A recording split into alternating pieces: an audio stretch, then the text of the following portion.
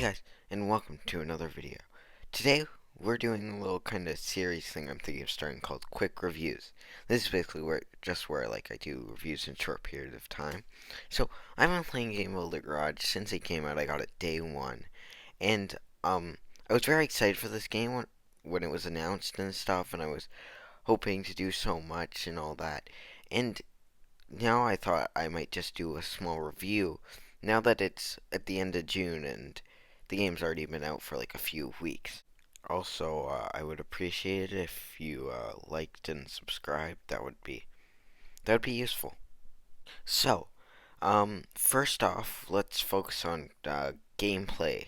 For gameplay, it's kind of confusing because you can play a lot of things. Like there's three different objects that you can like move around with and stuff. Basically, there's car, person, and UFO.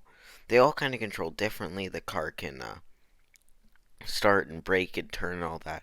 A person can jump and punch and do other actions like that. And the UFO can fly around and like shoot out a laser.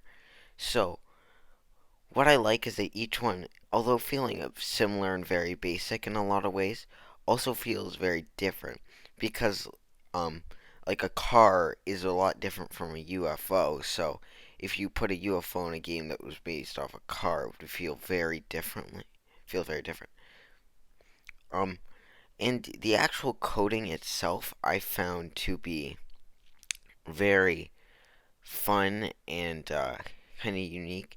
The way they I think it's based off Nintendo Labo because they had like a game maker thing in that. My one problem with the coding itself is that it's well, not very limiting, but it's pretty limiting if you want to create like a very big game. There's a lot of like stuff that has to go into a game, and it has such a limit. It's kind of like Mario Maker, except with Mario Maker, I feel like there's less of like a attention on the limit because it feels like you could just kind of create a big level without too much risk.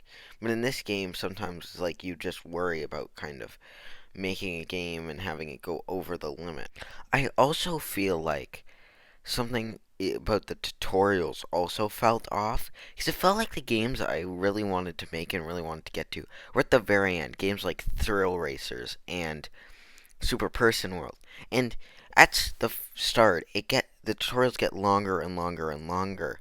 But at the end, like at Thrill Racers and stuff, for some reason the time gets shorter, and I don't understand if it's because the games are more simple or because they wanted to make them shorter because it gets to the end. I also think the Alice guides are a bit too open-ended. I found myself struggling on a few of them.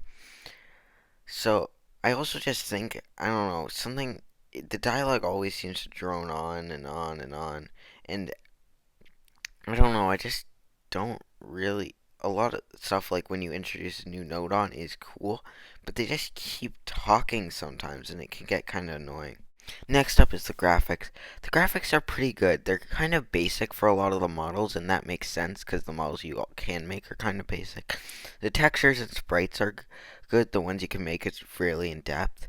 All the nodons have unique designs, which really fits their personality and their purpose, which I find really cool.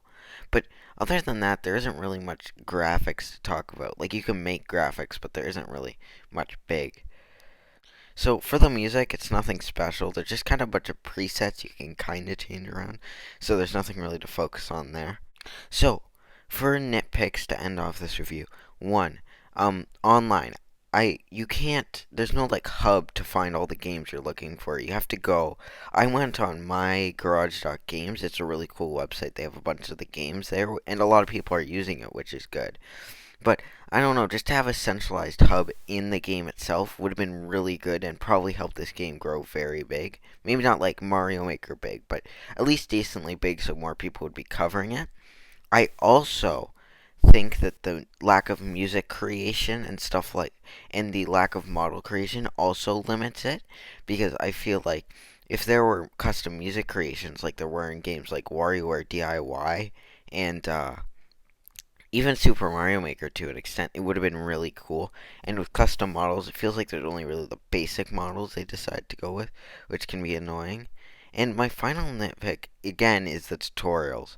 They just drag on and on sometimes. And I get it's important, but there's not really much room for creativity until the very end. Maybe if they spread out creative moments to different parts of the lesson, you would have felt like you were at least having some fun as you were making the game. Because there really isn't much room for creativity in a lot of the tutorials. Because you have to choose like a certain color and a certain music. Like there's nothing there to help you really create, which is really the point of the game.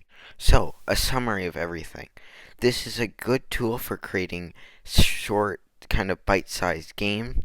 It has decent music, decent graphics, and has a lot of room for creativity. The tutorials are kind of boring, and the lack of music creation and true online sharing is kind of a bummer. But overall, I think I'd rate this game a good 7.5 out of 10. It's nothing really groundbreaking. It was only $40, but it's good at what it wants to accomplish, which is being a game creator for kind of smaller sized games. So, it seems like that's it for today's quick review on Game Builder Garage.